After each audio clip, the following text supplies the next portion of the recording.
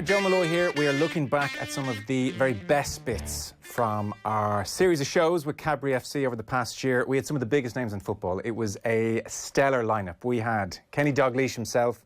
We had the always brilliant Gary Neville. We had Ian Wright. We had Shay Given. We had Harry Redknapp, Packy Bonner, loads more. It was a really great series. We all really enjoyed it here on Off the Ball. It was, as ever, with thanks to Cadbury FC. You can check out cadburyfc.com for updates on promotions and giveaways. And I don't know what it is.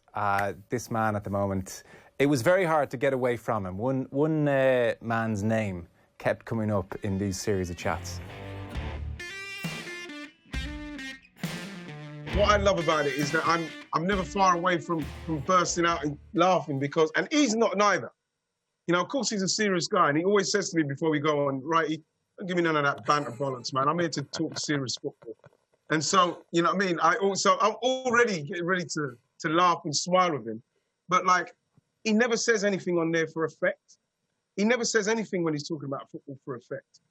When he says something, I remember a little while back, he said something about David De Gea and Harry Maguire. He meant that.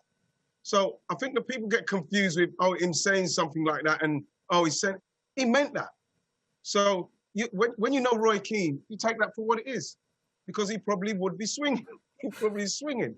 But for me and Roy now, honestly, it's just like when they say, right, it's you and Roy Keane, instantly excited because we have a great day and then we go in the box and he'll be talking normally, but he literally goes and he literally turns into another person. As soon as the music for the intro is finished, and it's not like he's switching something, it's just that's what he is. I'm here to speak about football and I'm serious. I'm here to talk serious stuff. And I will tell you exactly what I'm telling you, and I mean exactly what I'm telling you. I don't have as much fun on the television, like obviously Shearer and Lineker, magnificent. But when I'm on with Roy, I can feel there's butterflies in my stomach because you don't know what's coming. They know you're a little fat little sausage, that's why. Did you hear what he said then? Call me a fat little sausage. You can't call me a fat little sausage on camera, I mean. For the record, that will not be edited out. No chocolate for Gaz. The most influential football player that I've ever played with in terms of his impact on the rest of his teammates. Immense on the pitch in every single way. If we needed to defend, he would be the defender. If we needed to pass and keep possession, he would be the passer. And if he wanted to attack and drive into the box, he'd then go and put himself into the box and throw himself at the ball as well. And just an incredible football player. Like I say, drive and determination that you just can't even begin to put into words. You just have to witness it. It was something ridiculous. The determination and the sort of obsession with winning and doing anything to win and making sure his teammates did anything to win and pulling them with him. Teddy mentions the aura. I mean, it's amazing always to hear fellow pros who are so driven themselves, like not least yourself, Gary, as we touched on at the start of the interview, and yet his aura seems on a slightly higher plane. But you made the point last year in Dublin, like he's complicated, you know, like he's often very, very shy at times, you said, or, you know, he's very, very funny, and this is a really multifaceted person, and we get the caricature very often. Yeah, like I say, I work with him now, obviously lucky enough to work with him with Sky. And you see somebody who's a storyteller, charming, somebody who's funny, humorous. And to be fair, I don't even need to sit on here and talk about these things really, because the things that if you know him that you would know and you don't need to sort of talk about. But the football player was an immense character and personality, somebody who was massively talented in terms of the way in which he could play the game, because he had the sort of the strength and the endurance and the stamina, but he had the intelligence and the ability as well, and the sort of knowledge how to play the game. But off the pitch was one of the lads was, it's like Sir Alex, the hairdryer is 1% of their life. Yeah. Maybe 0.1% of their life. And the same with Roy, it was 0.1% of his life. But it's the point that stands out, obviously, in terms of what people want to mention, but it's not the real sort of personality of him or what he is.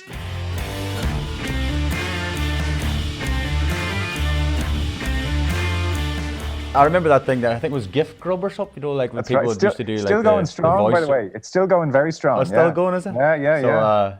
I think it was Roy Keane. He didn't get paid or something, and he's on the phone to Manchester at the Alex Ferguson on the thing, and it was funny. I was at the Cork accent and the Scottish accent, and they were having a go at each other, and had the guys in stitches at the airport, like, and his package says Roy was like sort of deaf, staring over. Why are you even laughing for? But to be fair to Roy listened to it after that, so I brought it over to him, and he had a listen. And, yeah, he did. Yeah, he goes, "Oh, let me hear that." So he was laughing at himself or the guys, you know, taking the mickey or whatever. Now, to be fair, Roy wasn't the only Keane who kept coming up. Here's Harry Redknapp, Glenn Hoddle, together with Nathan, talking about the brilliance of Robbie. Oh, fabulous player. Absolutely fabulous. Yeah. And again, a wonderful attitude to the game. He loved the game. Football was just in his DNA. Talent coming out of his ears. You know, he was unplayable some games. He was one of them players.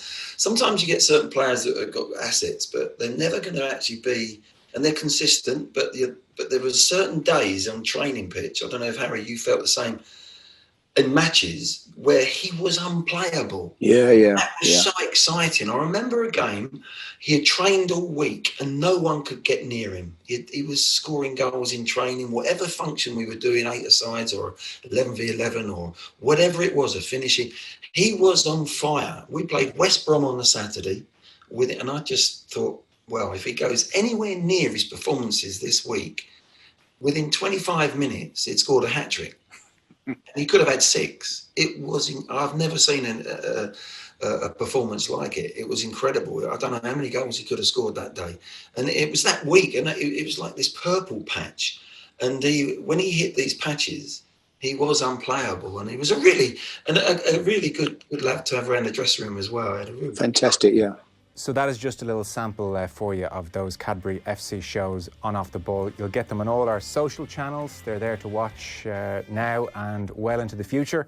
And you can check out cadburyfc.com as well for more promotions and giveaways.